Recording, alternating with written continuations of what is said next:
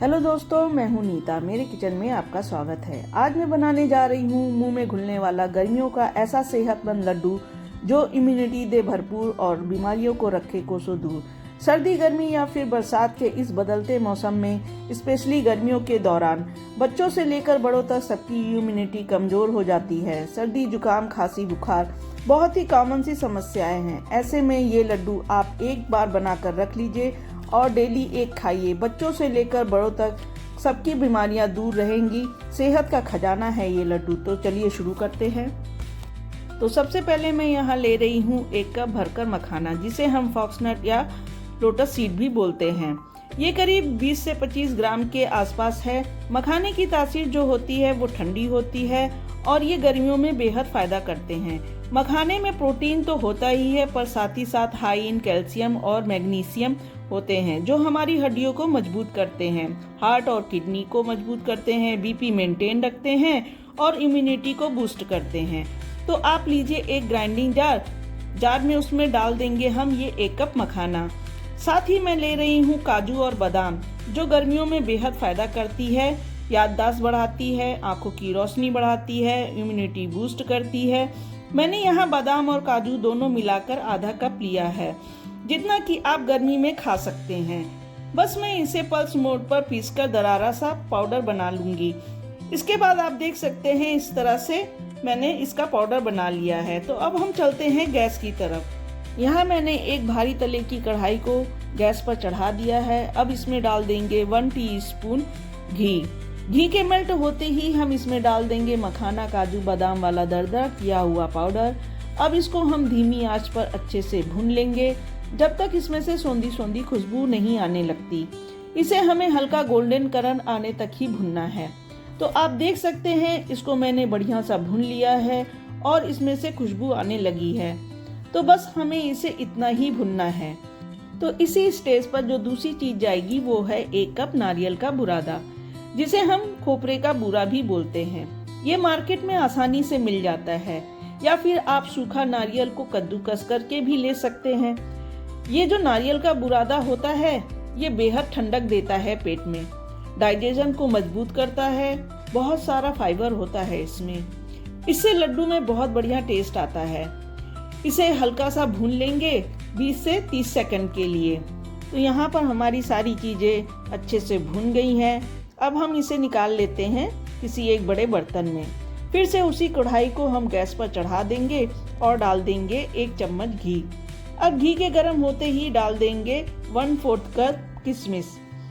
ऐसा मानकर चलिए 2 से 3 टेबल स्पून। किशमिश को हमें इस तरह से फूलने तक फ्राई करेंगे और इसके बाद इसे हम निकाल लेंगे।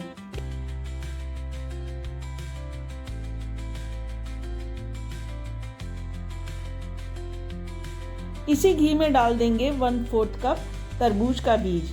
आप मगज के बीज भी डाल सकते हैं। इसे हम मेलन सीड्स भी बोलते हैं। इसकी तासीर ठंडी होती है और ये बेहद फायदेमंद होते हैं। इसे आप गर्मियों का पावर हाउस भी बोल सकते हैं। लगभग 5 बड़े चम्मच के करीब है ये। इसमें बहुत सारा विटामिन ए, ई और सी होता है, जो हमारे हार्ट को मजबूत बनाता है और बालों के लिए अच्छा होता है। साथ ही साथ पानी की कमी को दूर करता है, बॉडी को हाइड्रेट रखता है, एनर्जी बूस्ट का काम भी करता है। आप बोल सकते हैं न्यूट्रिशन का खजाना है ये। इसे लगातार चलाते हुए भून लेना है। जब इसमें से चटचट की आवाज आनी शुरू हो जाए, तुरंत ही हम इसमें डाल देंगे दूसरा सेहत का खजाना, जो गर्मियों में बेहद फायदा करता है।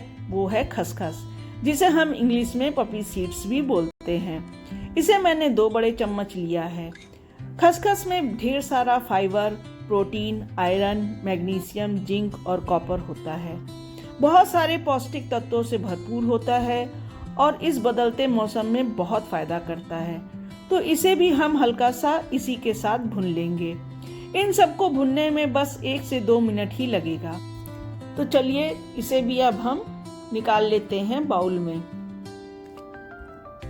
अब उसी कढ़ाई को वापस से गैस पर चढ़ा देंगे और डाल देंगे 2 चम्मच घी। घी के मेल्ट होते ही डाल देंगे 2 कप गेहूं का आटा। वजन में बोले तो 200 से 250 ग्राम के आसपास है। आटा ऐसी चीज है जो घर में सबके होता ही है। इससे लड्डू का स्वाद बढ़ जाएगा और आटे में फाइबर होता है तो बेहद फायदेमंद है। आटे से बना ये लड्डू बहुत ही टेस्टी लगता है, स्पेशली गर्मियों के लिए बहुत ही अच्छे रहते हैं। आटे को भी हम धीमी आंच पर लगातार चलाते हुए भून लेंगे। थोड़ा थोड़ा करके घी डालेंगे तो घी बहुत ही कम लगता है और आटा अच्छे से भुन भी जाएगा। ये देखिए, इस तरह धीरे धीरे कलर आप देखेंगे चेंज होता जाएगा। तो इसको बढ़िया सा गोल्डन ब्राउन कलर का होने तक हमें भून लेना है, जिससे लड्डू ज़्यादा दिन तक चल सके, खराब ना हो।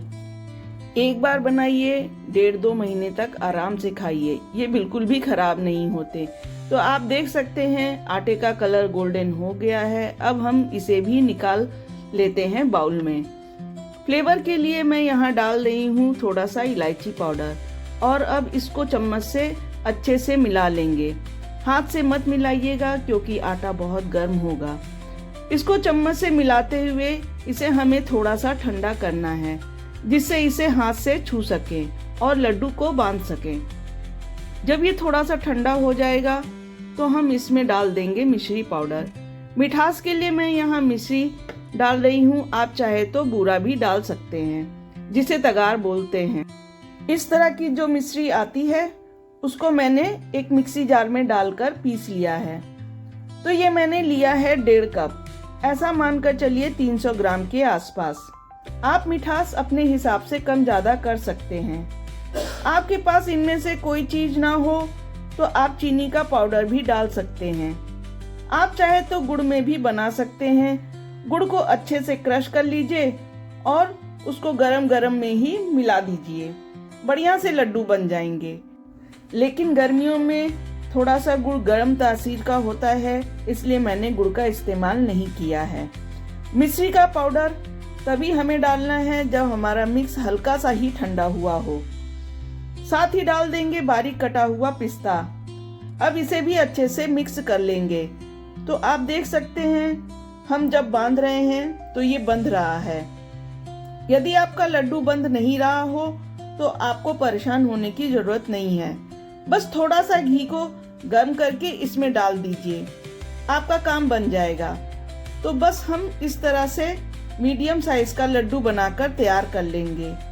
तो यहाँ मैंने सारे लड्डुओं को बनाकर तैयार कर लिया है। आप भी बनाइए और कमेंट करके बताइए कि आपको रेसिपी कैसी लगी। यदि वीडियो पसंद आया हो तो प्लीज़ वीडियो को लाइक, शेयर एंड चैनल को सब्सक्राइब करना मत भूलिएगा।